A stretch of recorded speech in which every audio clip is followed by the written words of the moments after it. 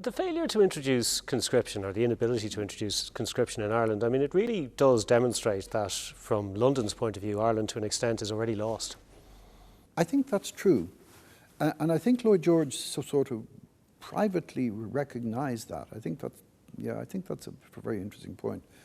Because, and the reason why they think it's already lost is because of the by-elections, the way the by-elections are going in 1917. There were no opinion polls in those days.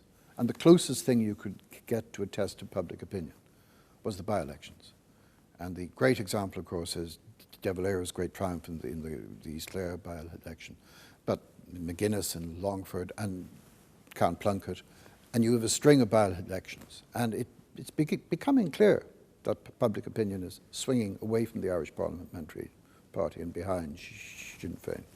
Now, you write in the book that the impact of the Great War really can't be overstated because the war puts home rule on ice, it restores unions to office, it demanded executions after Easter and internment without trial in 1918. So it affects everything that happens in Ireland and the story that we sometimes look at from the context of the road to independence rather than looking at it in the context of the war.